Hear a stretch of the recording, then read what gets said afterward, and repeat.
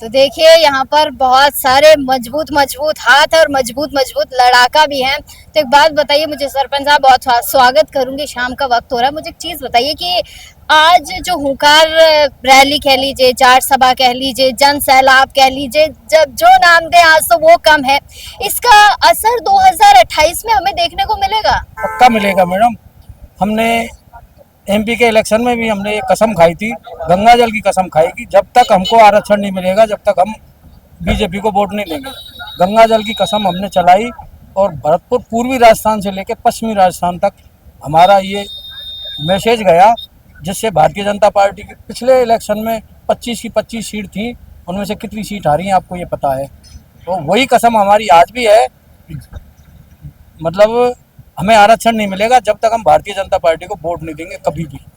समाज की चाहे हमें जूतियां सिर पे उठा के नहीं घूमना पड़े गांव गांव जाके, पर हम भारतीय जनता पार्टी का किसी भी पंचायत से लेके और एमपी के इलेक्शन तक सब में विरोध करेंगे। सरपंच साहब, एक आरक्षण कितना जरूरी हो जाता है आज के युवाओं के लिए, बच्चों के लिए? और मैडम, लोग कहते हैं ईडब्ल्यूएस में फायदा है, पर उसके नॉर्म्स अलग होते हैं। मेरे पास इतनी प्रॉपर्टी है कि मुझे ईडब्ल्यूएस में नहीं आ सकता मैं, तो मुझे तो ओबीसी का आरक्षण चाहिए।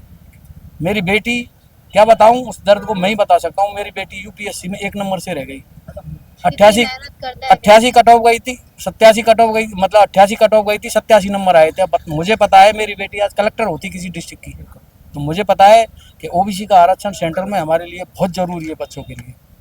बेनीवाल जी यहाँ पर पहुंचे थे, बेनीवाल जी का बड़े धूम धड़ाके से स्वागत भी किया गया और वो तो बहुत खुश होकर गए हैं, क्योंकि आज ऐसा लग रहा है कि पूरा भरतपुर उनके गले मिल गया है और वो गदगद होके गए हैं। क्या मैसेज भरतपुर की जनता को दे गए? वास्तव में हमारी समाज का सच्चा सिपाही है वो, और ईमानदारी से लड़ने वाला है। अगर बेईमान होते ना तो ऊपर बैठे वाले जो लोग हैं ना, जो ईडी भेज के धमका देते हैं, उनमें से नहीं है हनुमान बेनीवाल।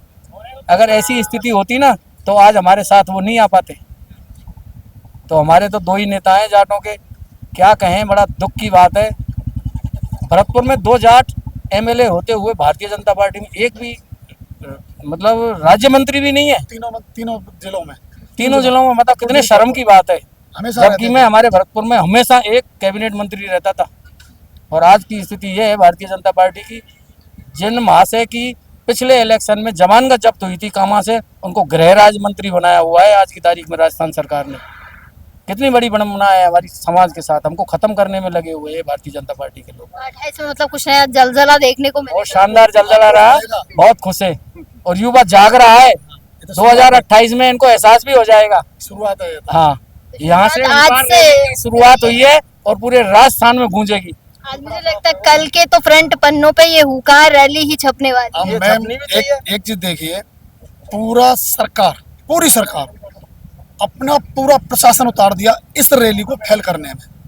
अपने दोनों जो जाट विधायक थे अपने तो उतारे ही, दूसरी अन्य पार्टियों के नेता भी रैली के विरोध में उतार दिए। उसके बावजूद लाखों का जन सैलाब उमड़ना और जितनी भीड़ अंदर थी ना, यहाँ रुकी हुई थी, उससे ज्यादा भीड़ आती जाती रह रही थी। मैंने कहा था ना कि 5 लाख से ज्यादा लोग, भरतपुर का बच्चा बच्चा निकल के आया है और उनका आक्रोश ही तो है। ना हमें मंत्री पद मिल रहा है, ना हमें कहीं सम्मान मिल रहा है, तो अपने सम्मान के लिए तो लड़ेंगे।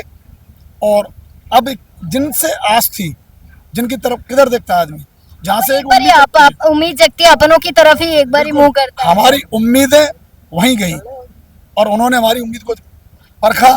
आज वो भी कह के गए कि भाई मुझे पता चला कि यहाँ का युवा एक, कहते हैं ना, इज्जत चाहता है और वो दिलवाएंगे, न्याय दिलवाएंगे, इसलिए तो न्याय योद्धा कहते हैं उन्हें। चलिए, बहुत शुक्रिया।